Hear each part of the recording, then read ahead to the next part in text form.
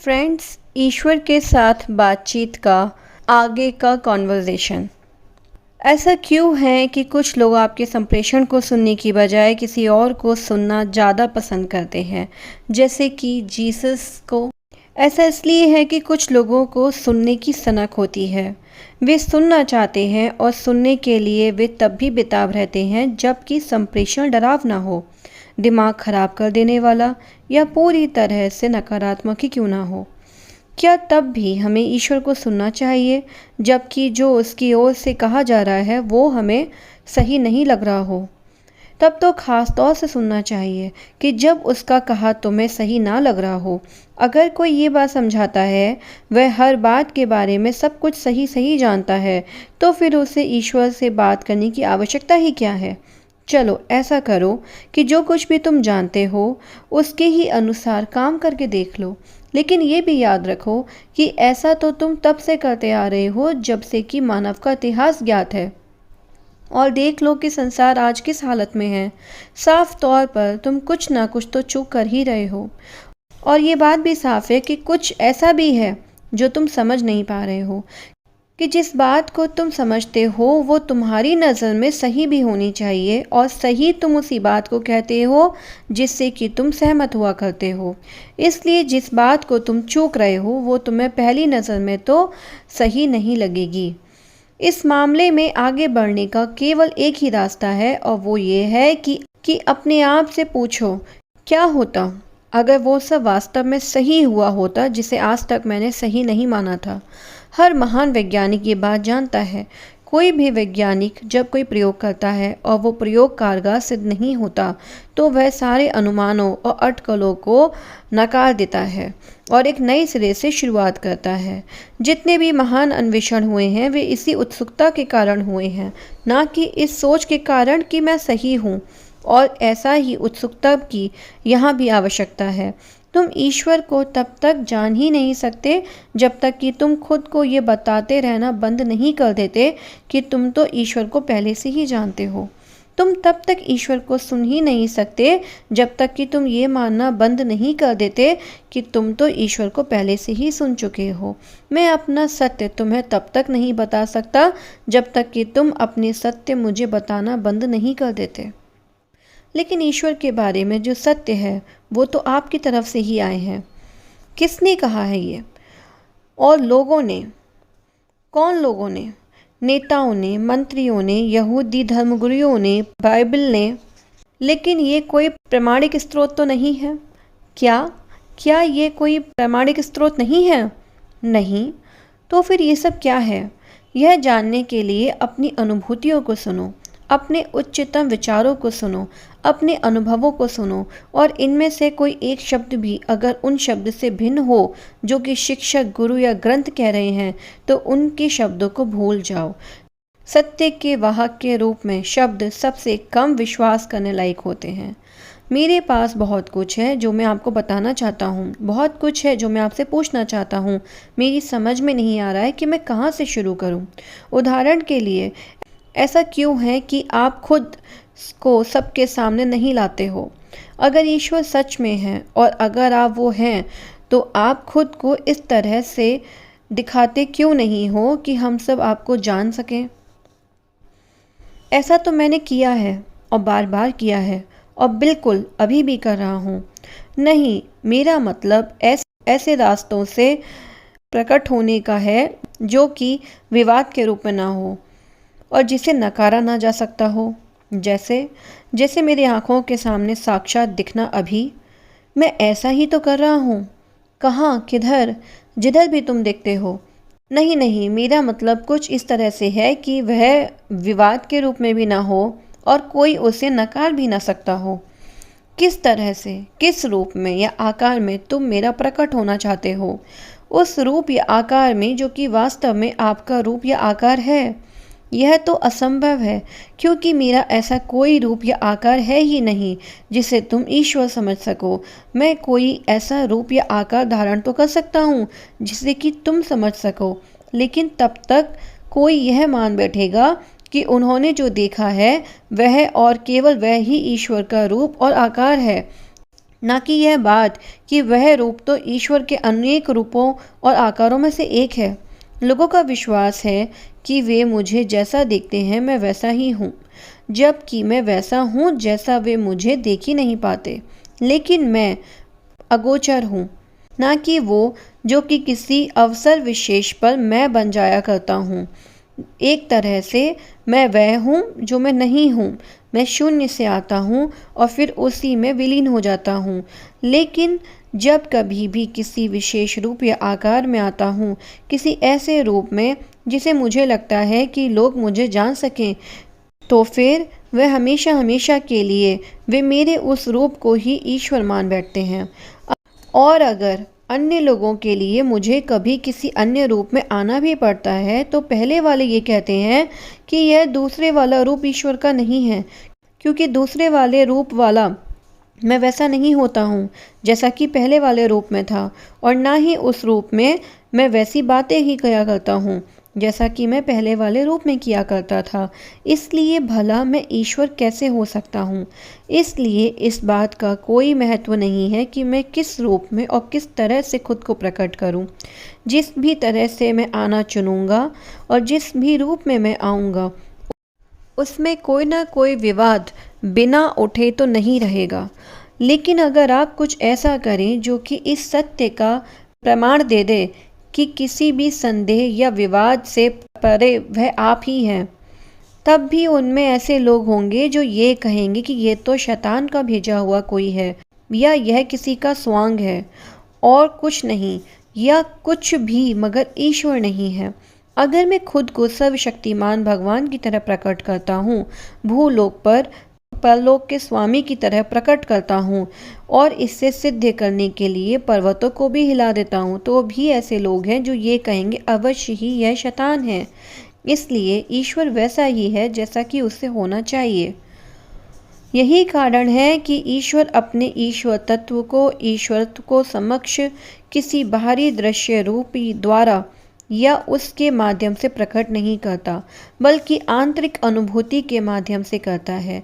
और जब आंतरिक अनुभूति ईश्वर को प्रकट कर देती है, तो फिर बाहरी दृश्य रूप की आवश्यकता ही नहीं रह जाती है। लेकिन अगर किसी के लिए बाहरी दृश्य रूप एक अनिवार्यता होती है, तो फिर उससे आंतरिक अनुभूति होने की संभावना भी नहीं रहती है। इसलिए अगर कोई प्रकट होने का अनुरोध करता है, तो उसे पूरा नहीं किया जा सकता, क्योंकि यह अनुरोध करना ही ये बताता है जैसे ईश्वर है ही नहीं, कि ईश्वर का कोई भी रूप प्रकट ही नहीं हो रहा है। ऐसा वक्तव्य अनुभूति पैदा करता है, चूँकि किसी भी चीज़ के बारे में हो, लेकिन तुम्हारा विचार सृजनशील होता है और तुम्हारा शब्द उत्पादनशील होता है, और इसलिए तुम्हारा विचार और शब्द मिलकर तुम्हारी वास्तविकता को जन्म देने में प्रबल रूप से प्रभावी होते हैं। इसलिए तुमको लगता है कि ईश्वर प्रकट नहीं है, क्योंकि अगर ईश्वर होता तो तुम उसे प्रकट होने का आग्रह ना करते। इसका मतलब क्या है कि जो मैं चाहूँ वो मैं मांग ही नहीं सकता? आप क्या कह रहे हैं कि किसी चीज़ के लिए प्रार्थना करना दरअसल उसे हमसे और दूर कर देता है? यह ऐसा प्रश्न है जो युगों से पूछा जाता आ रहा है। जब जब यह पूछा गया है, तब तब इसका उत्तर दिया जाता रहा है। फिर भी या तो तुमने उत्तर सुना नहीं है, या फिर तुम उस पर विश्वास नहीं करोगे।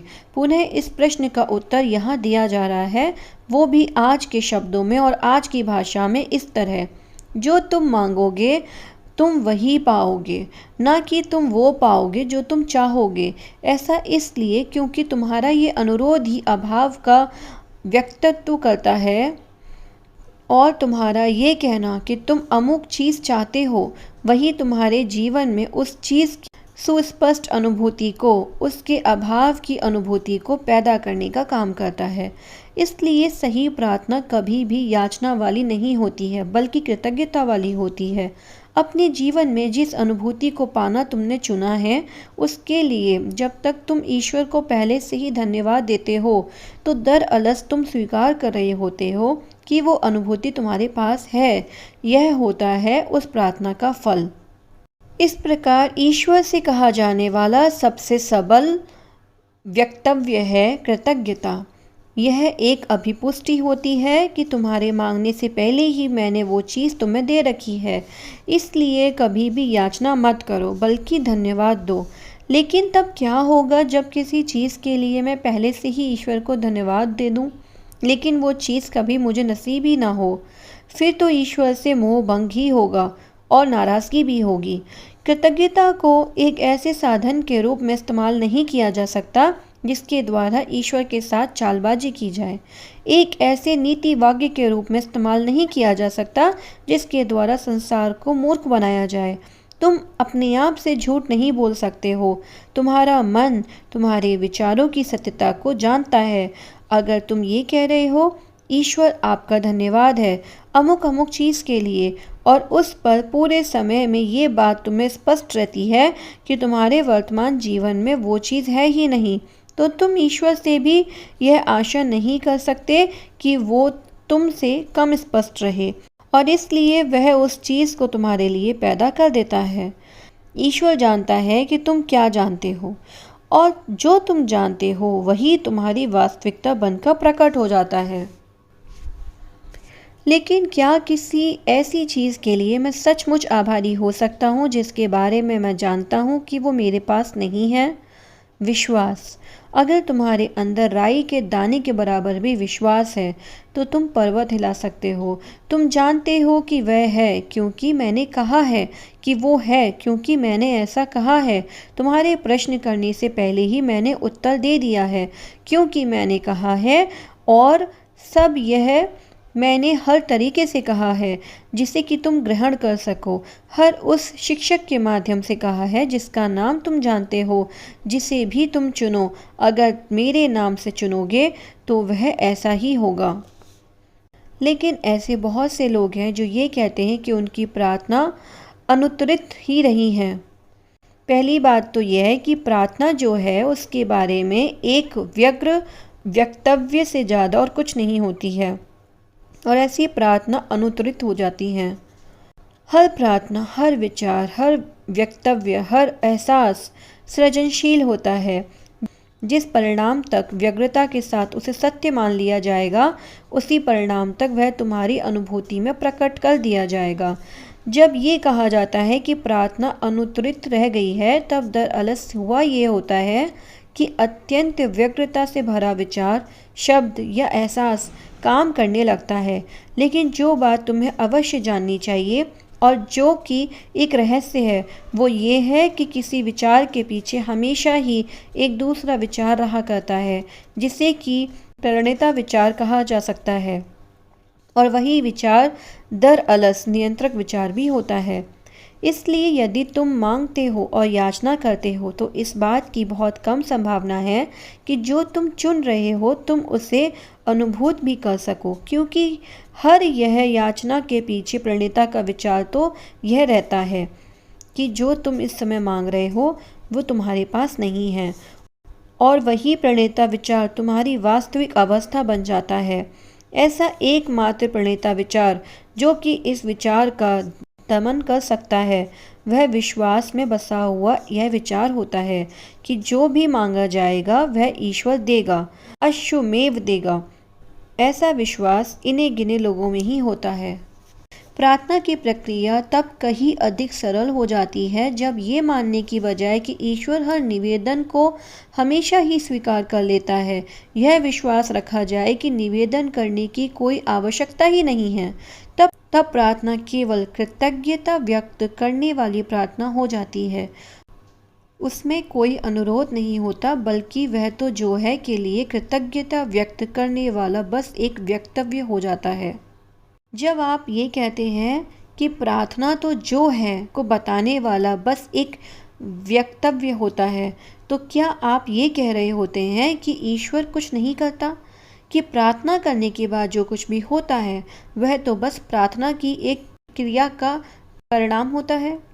अगर तुम ऐसा मानते हो कि ईश्वर कोई सर्वसम्मत सत्ता है जो कि सारी प्रार्थनाएं सुनता है, किसी को हाँ और किसी को ना कह देता है और बाकियों को देखेंगे अभी नहीं ये कह देता है, तो तुम गलत हो।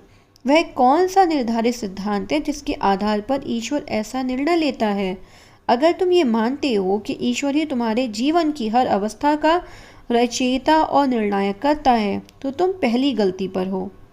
ईश्वर तो अवलोकन करता है, रचयिता नहीं है, और ईश्वर तुम्हारे जीवन में तुम्हारी सहायता करने को तत्पर भी रहता है, लेकिन उस तरह नहीं जिस तरह तुम अपेक्षा किया करते हो। तुम्हारे जीवन की स्थितियाँ या परिस्थितियों को बनाना या बिगाड़ना ईश्वर का काम नहीं है। ईश्वर ने तो तुम्हें बनाया है, और वो भी ईश्वर की ही छवि या प्रतिरूपता में। बाकी सब तो तुम्हारा ही किया हुआ है, उस शक्ति के द्वारा जो कि ईश्वर ने तुम्हें प्रदान की है। ईश्वर ने तो बस जीवन की प्रक्रिया को बनाया है, और जीवन को भी बनाया है जिसे तुम जानते भी हो, लेकिन साथ ही ईश्वर ने तुम्हें पूरी स्वतंत्रता दी है, और अपने जीवन को तुम जैसे चाहो वैसे करो। इस अर्थ में अपने लिए तुम्हारी अभिलाषा ही तुम्हारे लिए ईश्वर की अभिलाषा हो जाती है। अपना जीवन तुम वैसा ही जी रहे हो जैसा तुम उसे जीते आ रहे हो, और इस मामले में मेरा कोई दखल नहीं रहता है। एक बहुत बड़ा भ्रम है जिसमें कि तुम अटक गए हो, और वो ये है कि जो कुछ भी तुम करते हो इस तरह से या उस तरह से, उसमें ईश्वर तुम्हारा ख्याल रखता है। तुम्हें यह सुनने में बहुत कठोर लगेगा कि जो कुछ भी तुम करते हो उसके बारे में मैं कोई चिंता विंता नहीं करता हूँ। जब तुम्हारे बच्चे खेलने के लिए बाहर जाते हैं तब क्या तुम चिंता करते हो? क्या तुम्हारे लिए यह कोई बड़ा महत्व का विषय रहता है कि वो जाकर आँख में चोनी खेलते हैं, या छुपन छुपाई खेलते हैं, या चोर सिपाही खेलते हैं? नहीं, ऐसा नहीं होता है, क्योंकि तुम जानते हो कि वे पूरी तरह सुरक्षित हैं। तुमने उन्हें एक ऐसे वातावरण में रखा हुआ है जो तुम उनके अनुकूल व उचित मानते हो। हाँ, तुम उम्मीद यही रखते हो कि वो चोट ना खा लें, और अगर ऐसा होता है तो तुम तुरंत वहाँ पहुँच जाते हो उनकी मदद करने के लिए, चोट को ठीक करने के लिए, उन्हें पुनः सुरक्षित होने का एहसास देने और पुनः खुश होने के लिए, और अगले दिन फिर से खेलने जाने के लिए। लेकिन अगले दिन भी आपके लिए यह चिंता का विषय नहीं बनता है कि वो छुपन छुपाई खेलते हैं या फिर चोर सिपाही। हाँ, अपने बच्चों को तुम यह तो बता दोगे कि कौन सा खेल खेलना खतरनाक है, लेकिन खतरनाक काम करने से तुम अपने बच्चों को रोक नहीं पाओगे। हमेशा तो नहीं, सदा के लिए भी नहीं, और ना ही हर समय व अपने अंत समय तक। जो माता पिता समझदार होते हैं वे ये बात अच्छी तरह समझते हैं, लेकिन फिर भी कोई भी माता या पिता परिणाम के बारे में फिक्र करना कभी बंद नहीं करता है। उनका अपना यही दो तरह का स्वभाव कि कार्य को तो गंभीरता से ना लेना, लेकिन परिणाम के बारे में बहुत फिक्र करना। उनके अनुसार ईश्वर का दो तरह का स्वभाव बताए जाने का बहुत ही सही उदाहरण है। फिर भी इस तरह से ईश्वर परिणाम के बारे में फिक्र ही नहीं करता है, और अंतिम परिणाम के बारे में तो बिल्कुल भी नहीं, क्योंकि अंतिम परिणाम तो निश्चित ही होता है। और आदमी का दूसरा बड़ा भ्रम ये है कि जीवन में कर्मों का फल संशय में रहता है। कर्मों के फल के बारे में होने वाला यह संशय यानी भय ही तुम्हारा सबसे बड़ा शत्रु है, क्योंकि यदि तुम कर्म फल पर संशय करते हो तो निश्चय ही तुम सृष्टि चलाने वाले पर यानी ईश्वर पर संशय कर रहे होते हो, और अगर तुम इस ईश्वर पर संशय करोगे तो तुम अपना सारा जीवन अवश्य ही भय में और अपराध बोध में ही जियोगे। अगर तुम ईश्वर की मंशा पर यानी कर्म फल देने की उसकी सामर्थ्यता पर ही संदेह करते रहोगे तो फिर तुम चैन से भी कभी कैसे जी पाओगे? कैसे तुम सचमुच शांति कभी पा सकोगे? याद रखो, तुम्हारे इरादों के अनुरूप ही तुम्हें कर्मफल देने की पूरी शक्ति ईश्वर में है, लेकिन तुम इस बात में विश्वास ना तो कर सकते हो और ना ही करोगे। भले ही तुम यह बढ़ चढ़कर कहते रहते हो कि ईश्वर सर्वशक्तिमान है, और इसलिए ईश्वर के समतुल्य शक्ति संपन्न कोई छवि तुम्हें इजाद करनी पड़ जाती है ताकि उसकी शरण में जाकर तुम ईश्वर की मर्जी की काट कर सको। इसलिए अपने धर्म ग्रंथों में तुमने एक हस्ती की रचना कर ली है जिसे तुम शैतान कहते हो, और तो और तुमने यहाँ तक मान लिया है कि ईश्वर यह युद्ध हार भी सकता है। ये सब बातें तुम्हारे इस कथन को दरकिनार कर देती हैं कि तुम ईश्वर के बारे में सब कुछ जानते हो, लेकिन इससे कोई फर्क नहीं पड़ता। तुम अपने भ्रम को जीते रहते हो और इसलिए भय महसूस करते रहते हो, और यह सब होता है ईश्वर पर संशय करने के तुम्हारे निर्णय के कारण। लेकिन क्या होगा अगर तुम कोई नया निर्णय ले लो? उसका परिणाम क्या होगा? मैं बताता हूँ क्या होगा। तब तुम ऐसे रह सकोगे जैसे बुद्ध रहे थे, जैसे जीसस रहे थे, जैसे हर वो संत रहे थे जिन्हें तुम पूजते हो।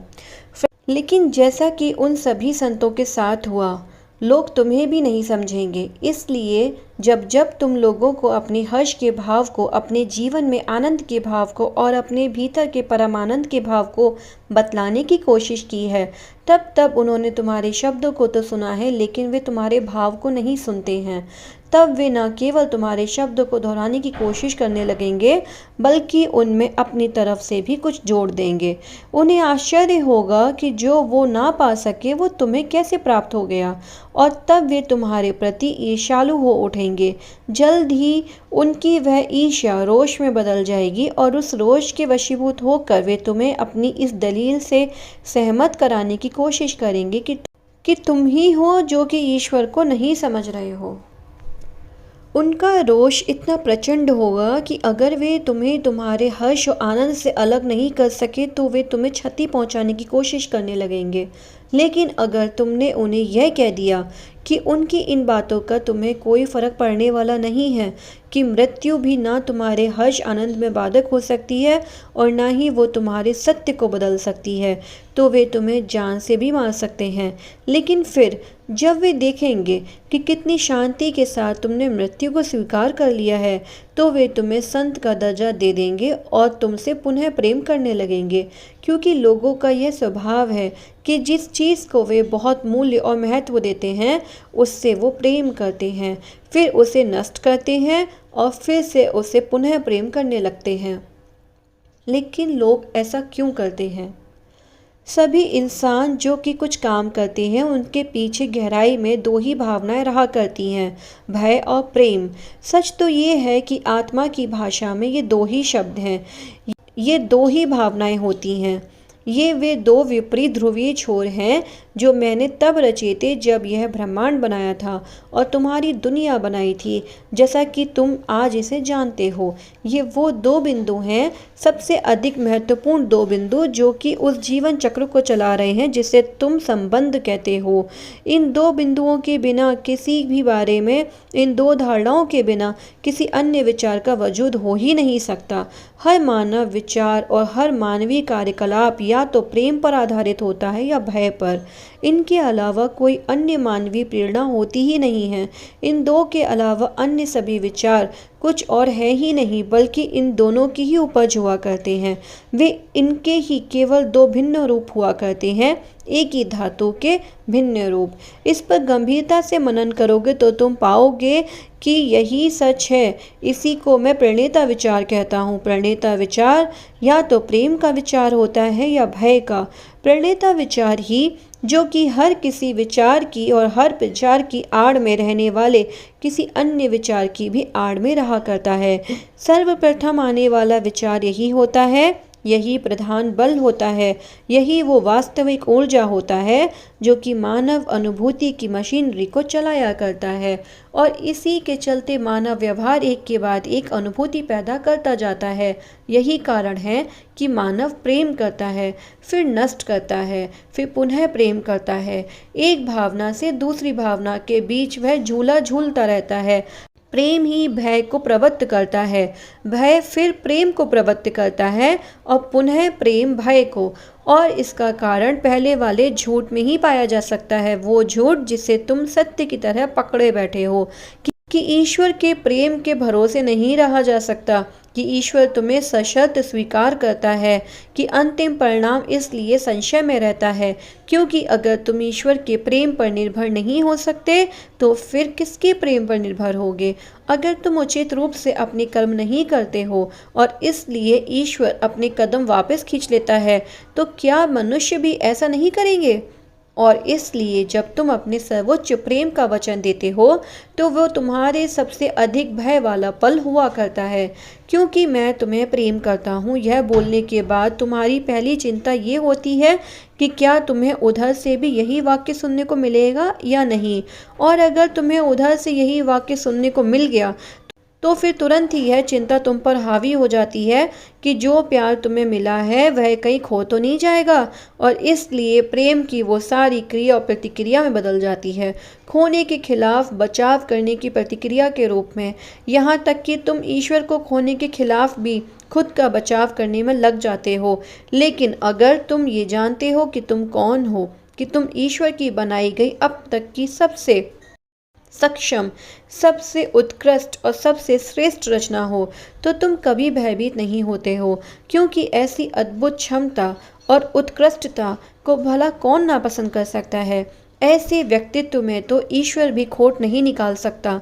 लेकिन तुम जानते ही नहीं हो कि तुम कौन हो, बल्कि तुम तो ये समझते हो कि तुम एक बहुत छोटी चीज़ हो। लेकिन यह धारणा तुम में आई कहाँ से है कि महान ना होकर तुम एक बहुत छोटी सी चीज़ हो? यह केवल उन लोगों से तुम में आई है जिनकी टीका टिप्पणी तुम अपनी हर बात पर सुनते आए हो, यानी अपने माता पिता से। ये वे लोग हैं जो तुम्हें सबसे ज़्यादा प्रेम करते हैं। वे तुमसे झूठ क्यों बोलेंगे?